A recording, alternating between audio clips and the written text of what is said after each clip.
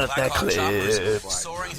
Hi, everybody. It's Golden Debate Show, Golden Show. GoldenDebateShow.com. Like, comment, share, and download. Tortellini, Golden Debate Show, live from FEMA Region 1, everybody. Let's hit him with it.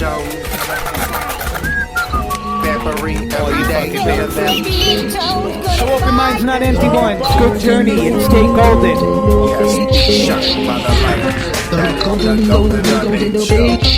Yeah, Phil, we always got good shows, and the content of this one is no different. So like, comment, share, download. GoldenDebateShow.com, Golden Show, Golden Debate Show, Golden Real, Golden Cuts, the greatest show. Yeah, that's 6 podcasts. Check out some videos we did. Check out some music we did. And let's keep it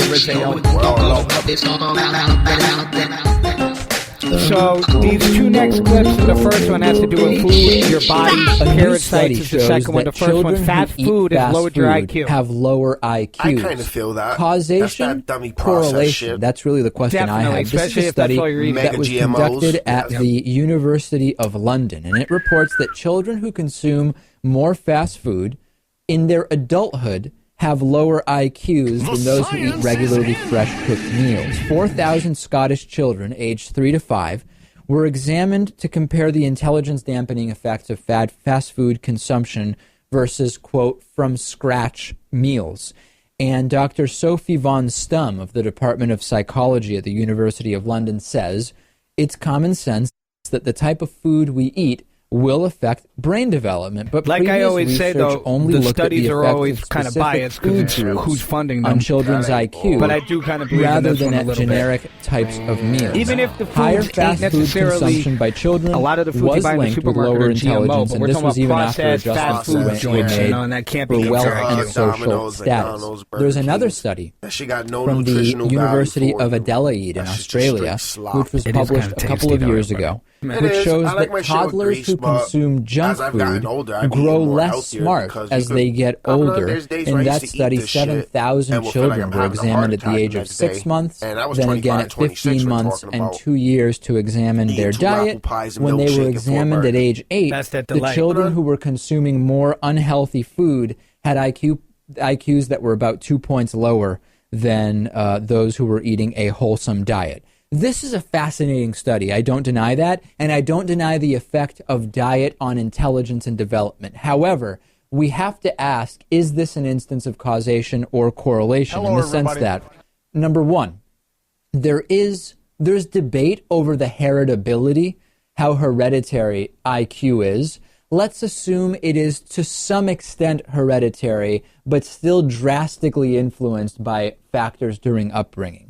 If we assume that there is a slight tendency for the parents of the children who have the more fast food, the heavy fast food diets, to have slightly lower IQs already, we know that lower IQ in adulthood is linked, as is socioeconomic status, to higher consumption of fast food. So it stands to reason that the children who have more fast food are ending up with lower IQs, not necessarily as a result of eating fast food, but because at least the heritability aspect of it is related to their parents' lower IQs. Is this possible, Lewis? I think we have to ask this question.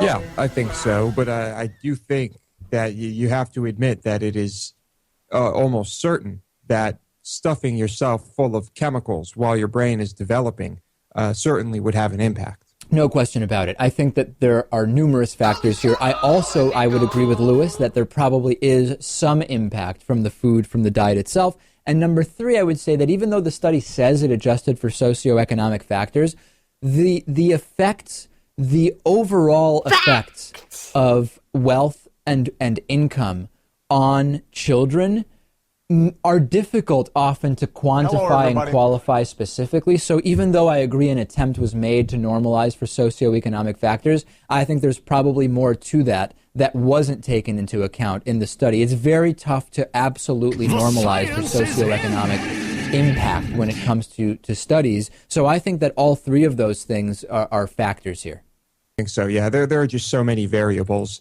in a situation like this that I think it can be hard to determine. I think what is absolutely clear is that there is no positive effect to having a diet high in fast food and So the next one's more of an open minds, not empty ones type of deal, but listen to it. Has to do with parasites in your body. We know about tapeworms and stuff, but these are like nanobacteria that you can pick up, and it could even influence your mind.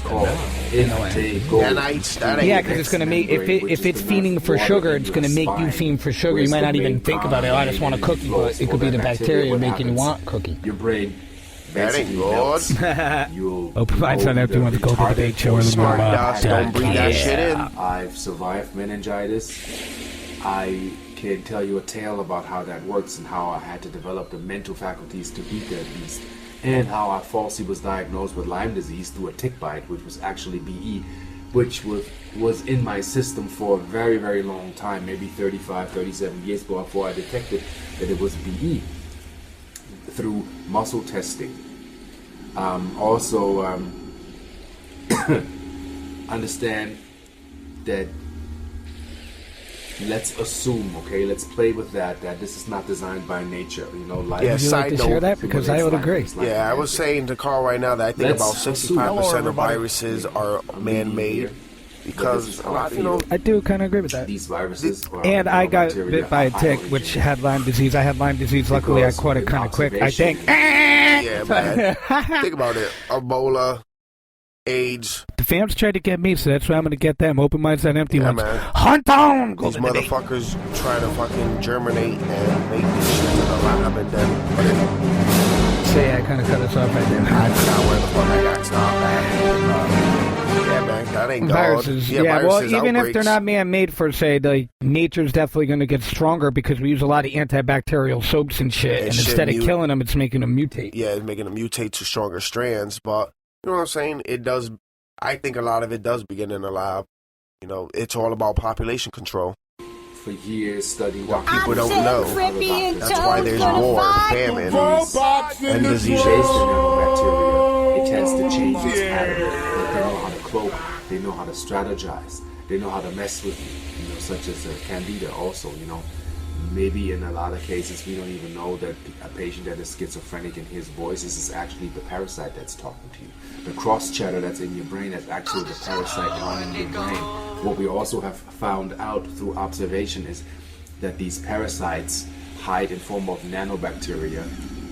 We know that the doctor on a regular does not check for nanobacteria. There are let's say 5 groups, major groups of bacteria that one can look for without creating, a scare or a fear program. This is about physical fact. I always explain to a friend of mine, like, if your tire is flat, you can't use your vehicle to run the highway of ascension. So if you realize actually that your tire is flat, find a spare tire, exchange that, make your vehicle safe so you can actually drive the highway of ascension. This is coming down to basics. There is what we call mysticism and magic involved, but there's something that can be found. So here is the groups. You have threadworm. That is not the one in your digestive system, that's the one in the blood. Here's the thing, if you do digestive cleansing, that works for your digestive tract, but does not work for your blood. If you want to go to your blood and cleanse your blood, check Hulda Clark blood zapper. That is a zapper that basically zaps the parasites in your blood, and it's that sensitive that some people do more than 20 minutes a day, really get upset or vomit or have diarrhea. But that means your body is actually responding to the debris that needs to be dissolved and get out of your system. These parasites can work with your lymphatic system. They can attach and cloak themselves, and you won't even detect them. So one thing is, if you have the opportunity and the financial flexibility, and you think there's something wrong with you, and that has to do with your mood swings, with your appetite, your cravings, when you think you need certain things that you need to eat, you don't really need to eat them, because that's the parasite triggering you to be in a certain state, whether it's alkaline or acidic. Be careful, do not fall for the alkaline myth. Candida needs a very alkaline environment to thrive, you need to have acidic fluids in your stomach and the alkalinity in your cell structure balanced. So you mean eating acidic and alkaline, there needs to be a balance in order for you to work. Your body knows how to create its own homeostasis. I've witnessed firsthand the power of ideas. I've seen people killing themselves. We know who's coming with this theme song, right? Alex Jones. This is the GoldenDebateShow, GoldenDebateShow.com. He definitely uses fearmonger on this one, but it's actually a good clip and it does make sense. They're trying all to the transportation devices, all the jobs are going to be herded through them. In fact, let's get that clip ready. This is a new EPA propaganda commercial targeting children, demonizing wood smoke. Folks, wood smoke is on record to go out and to fertilize fields. It's on record associated with more rainfall going up into the atmosphere. There's always been wood smoke, nitrogen. It's part of the carbon cycle on the planet. It's good. And there is a war on real sustainability. When you hear the word sustainable from mainstream media, they mean shutting you off, not letting you have your own off-the-grid power supply, not letting you have a well. Means you're on the government system living in a 20-story high-rise, 50-story high-rise, doing what they say, totally unsustainable. And when we had the lawyer on from Florida where they're trying to stop the woman who legally and lawfully has a well on her own rural property and her own power. And they did a news story about her, so the zoning department came out. This is global zoning written to shut you down. Science is in. And they're coming after the wood stoves. San Francisco's trying to pass laws to tax fireplaces, just if you have one. Inspectors come in, you wall it up, or you pay a fine. You understand that? This isn't a game. And I tell people this on air, and they go, man, you're making that up. Folks, they've already banned new fireplaces in homes 6-7 years ago in Germany. My parents live in a house built in the 30s back when it was cold. We go through cycles. It's getting cold again. Every room. I've seen some old houses where the bathrooms have little fireplaces because that's how you heated your house. And the point is it's already going extinct like cash, but they want to get rid of it. They want us as prisoners. Here is this EPA propaganda commercial targeting children. Smoke from wood stoves and fireplaces can make you sick. Wood smoke can give you a stuffy nose, make your eyes water, and even make you cough. It can also cause an asthma attack. My grandma replaced her wood stove because I have asthma. I'm happy that I can breathe better. To help protect your health and the health of loved ones, find ways to reduce wood smoke. Go to epa.gov/burnwise. All right, just like Hello, everybody. We've seen a 3,000% increase in type 2 diabetes. That's in the general public, and Hispanics is even higher. The numbers are by 2025, half the U.S. will have type 2 diabetes, and something like 70+%, you can look it up, the numbers vary, of Hispanics will have it. There's no discussion of why is everybody getting this. Well, it's the different additives, one thing linked to destroying your pancreas and making you obese and giving you cancer. I saw CBS News today reporting on it. Is aspartame. It's in almost every major processed food now, not just gum. Sugar gum has it. It's highly addictive. Wood alcohol, it's 88 degrees. Your body's 98 plus. Breaks down to wood alcohol. That's what makes you go blind. There's no discussion for these kids about why is asthma up multi-thousand percentage points. The GMO, the allergies. There's no discussion of why you had much less allergies back in the years when everybody had wood-burning stoves. No.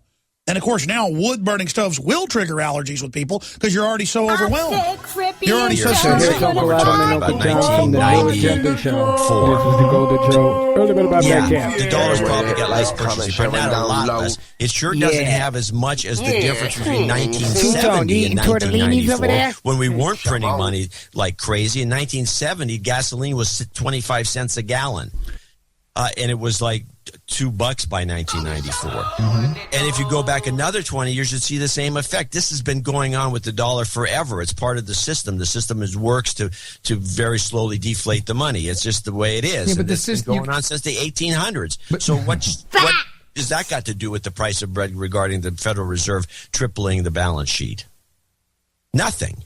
In fact, I would argue that your dollar is relatively worth more than it would have been under another system. especially if they let the economy collapse and you'd have deflation. God knows what the situation would amount to, because I think they would have deflated, besides just deflating the prices of everything, I think the dollar probably would have fallen, making your buying power less. So if we have another financial crisis, that would probably be a derivatives crisis where somehow we have to come up with a couple $100 trillion. You're saying the Federal Reserve will just print it and lend it to everybody again, and that will solve everything? That just solves the system? Or do we bring everybody in and finally implement the multilateralism for a new era, i.e. the New World Order, and get all these slaves under control and have the top dogs, and it's Putin, and it's Kerry, and it's Z, and it's all these guys run the show? I'm not arguing against your thesis that they'd love that to happen. I'm just saying it's not going to happen because they've never been able to achieve it in the past. The public at large will not put up with this crap. I mean, we're seeing... I'm sorry. Whoa. The public at large is only interested in why Kanye West and Kim Kardashian are on the cover of Vogue. They have no idea what we're talking about. No idea. They have no clue. I don't think they need They'll to be know all that. They don't need to know the specifics. They'll be all when Kerry and Obama get up and say, "Hey, we're going to be friends with China and friends with Russia, and it's time for a new world order." Except we'll call it the multilateralism. Everyone will be, "Oh yeah, we want peace and rainbows and unicorns." I'm so glad you have so much faith in your fellow man. Why are we even doing the show? I'm preparing everybody for the inevitable. That's why, we're doing it for the small percentage of people who are actually interested in the future. But I don't see it as not happening. I see it as a very long game, and they've been working on this for a number of years. Everybody. And I think that there's a shot now. If it doesn't happen now, it'll be another 5 years. But I think they're really hell-bent on making this happen. Well, that's what you think. I think they probably have always been hell-bent on making this happen, but I see this as desperation the way it's going, and I think it has a lot to do with the crap going on in Europe. It's completely out of control. Spain is rioting. Essentially, the whole country's shut down. The youth of all of Europe are irked because they can't get work because nobody has any kind of business for them to do. You have a couple of interesting situations occurring now with Veneto voting, the area around Venice voting to be an independent country. Sardinia. Here, play the Veneto and Sardinia clip. And following the footsteps of Veneto, the Italian region that recently voted for independence in an unofficial referendum, now the island of Sardinia is seeking to split from Rome. But unlike traditional separatism, the Sardinians are urging Rome to sell their island to Switzerland. Andre Caruso, one of those spearheading the movement, explained the basis behind the push for secession. We don't trust the Italian political and administrative system anymore that has proved to be ineffective into solving the problems of the country. Get into our musical part of the show, POD, Youth of the Nation, and a little golden karaoke. The Youth of the Nation. Hit 'em with it. Like, comment, share, and download the show. Word. Golden Debate Show, yo. 2 tracks back to back. See you on the flip. Word.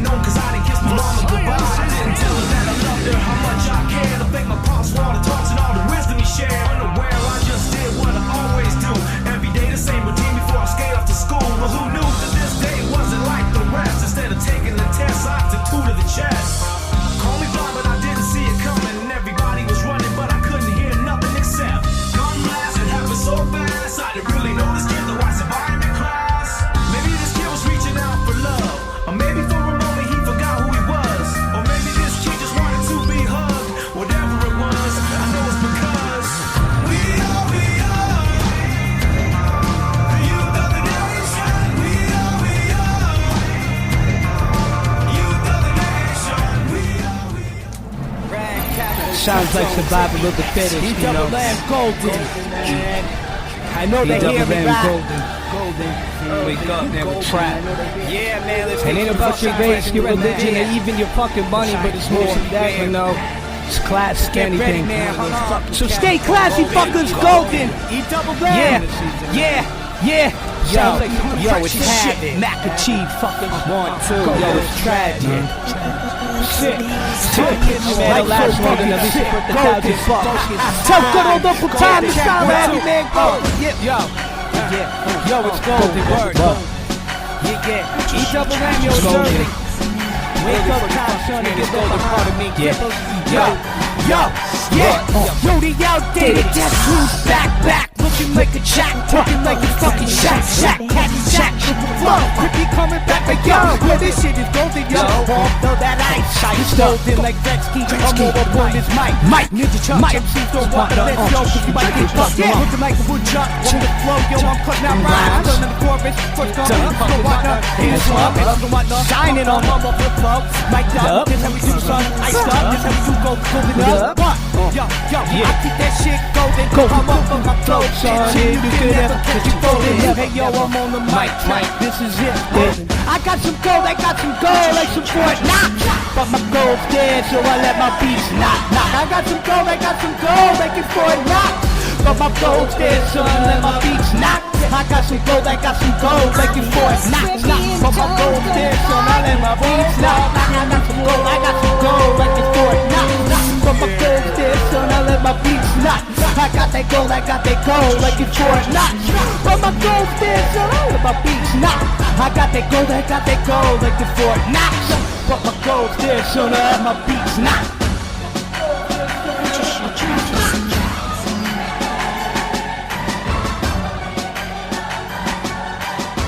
GBS on the track, like in dope since way back. Hunting these games for the Matrix. This is street ball, watch out for the flagrant. So I'm going to read the amendments, the ratified ones. I think they're interesting. Everybody talks about number 1 and number 2 all the time. I actually think number 10 is the most interesting. So number 1 is prohibits the making of any law respecting an establishment of religion, impeding the free exercise of religion, abridging the freedom of speech, infringing on the freedom of press, interfering with the right to peaceable assembly, or prohibiting the petition for the government redress of grievances. Amendment number 2 is protects the right to keep and bear arms. Number 3, prohibits the forced quartering of soldiers during peacetime. Number 4, prohibits unreasonable searches and seizures and sets requirements for search warrants based on probable cause as determined by a neutral judge or magistrate. Amendment 5 sets out rules for indictment on grand jury and eminent domain, protects the right to due process, and prohibits self-incrimination and double jeopardy. 6th Amendment protects the right to fair and speedy public trial. Number 7 provides for the right to trial by jury in certain civil cases according to common law. Amendment 8 prohibits the excessive fines and excessive bail, as well as cruel and unusual punishment. Amendment number 9 protects rights not enumerated by the U.S. Constitution. And number 10, very important one, limits the power of the federal government to those delegated to it by the Constitution. Limits the power of the federal government to those delegated to it by the Constitution. So there, those are the amendments, all of them very important. But everybody often harps on number 1 and number 2. They all link up. Well, there can be no greater man of the people the next than Willie Nelson trying to protect the world from people blowing up the tops of mountains, and all the sludge goes into the drinking water. Yummy. He's lent his music. So the water is fucked up. How much to the fight water shit do we have to do? Renewal, which is a controversial. We did the one in West Virginia. We did the one on BP. The one in Alabama or Arkansas. And fucking causing a great deal of environmental damage, but also health damage because of the effects that it has on the water. And mother approved. So he's given his song, and let's take a look at the example. For purple mountain majesty of the land that we live, America. Yes, God, shed it all on my water. I know that Willie could have came up with a way better song than that. I know he's old as well, but what's that, a Diop? Get out of here, Willie! Willie, come on! Nancy! Hold down! Tracking on the seas.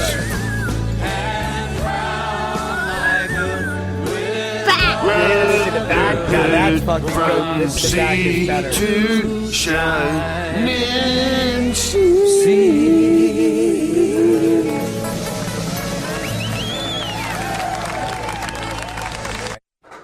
So Willie doesn't have to say anything. It all You don't says either. it right You just there. gotta The video like was produced by the Natural Resources Golden Debate Show, and it says it all right there. They say that the Center for Health, Environment, and Justice reports that the rates of cancer, birth defects, and chronic cardiovascular mortality are elevated in areas where mountaintop removal occurs. Mental elevation. Yes, the levels are good. Good golden journey, my friend. So we have, I would say, about 3 or 4 minutes. Just blabber until you hear the end. Yabber. To that wonderful word, outro. Jabber, jabber. Flabber. Sniff, snabber. So we had a pretty interesting show. Remember to like, comment, share, and download. Go to earlymorningmod.com to always check out all the new shit, all the new stuff, all the new shit stuff that we do. Early Morning Mob. Videos, podcasts, pictures, everything we put up there. And then there's ways to contact us. And then there's our Twitty Twitters, our Facebook hashtags. Like, and also comment, share, and remember download. to like, comment, share, and download because hashtag the vamp agencies are you. Yes. Golden so now it's about time to say sayonara. Deuces, a river dark. The obvious threat to untold numbers of citizens, and because of the crisis which is even now developing, this radio station will remain on the air day and night. This station and hundreds of other radio and TV stations throughout this part of the country are pooling their resources through an emergency network hookup to keep you informed of all developments. The ghost and the darkness have come. Thanks for listening to The Golden Show. All thoughts and opinions are solely that of the host, guests, and sources. Only to keep free thought alive. Golden Show, earlymorningmob.com. Peace, everybody. Don't you like it? We all like it. Like, comment, share, and download. Kid tested, mother approved. Yes, it's kid tested, mother approved. All right, we're done. You've been golden knighted. What are you talking about? All that talking like this, like that. All that in your hood. Golden shows, golden roads, strobe lights, laser lights. Look at my gold. Tripping tonight. Apple shit. Early morning. Tone it up. You know this it. We're talking like this. Talking like that. We're talking. Golden debate show. Golden debate show. Golden debate show. We like this. We're talking hood. Draw no line. MC better talk with big chat. You know we're coming out the best. Golden show. Golden robes. Golden boss. Golden strokes. Golden what? Hello, everybody.